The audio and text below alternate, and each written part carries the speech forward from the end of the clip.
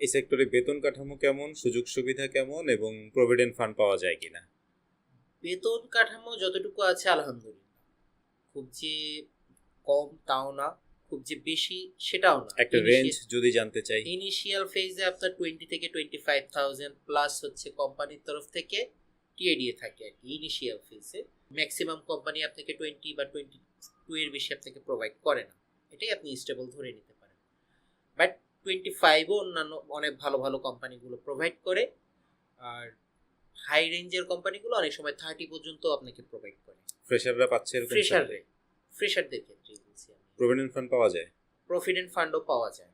Private company government rules অনুযায়ী provident fund আছে, যাদের ইস্টাবলিশড মানে সবকিছু ওরকমভাবে ইস্টাবলিশ, তাদের প্রভিডেন্ট ফান্ডও আছে।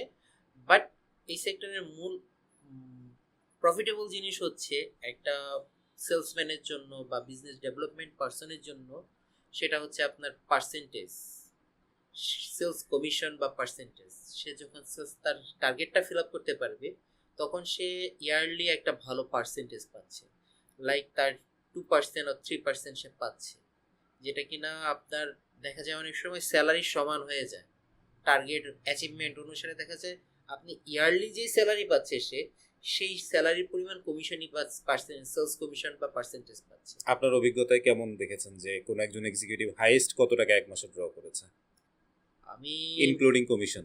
ইনক্লুডিং কমিশনটা আসলে ইয়ারলি বেসডে আপনাকে আমি বলতে পারবো। ইনক্লুডিং কমিশন এক্সিকিউটিভ লেভেলে আপনি 50 পর্যন্ত আমি উইথড্র করতে দেখেছি একজন পার্সনকে, স্যালারি প্লাস কমিশন সহকারে। মানে অ্যাপ্রক্সিমেটলি প্রায় 75,000 এক মাসে। এক মাসে 40-50 আপনার উইথড্র করা সম্ভব, কিন্তু সেটার জন্য আপনাকে প্রথমে ক্যারিয়ার ডেভেলপ করে মার্কেট পরিচিতি তৈরি করতে হবে।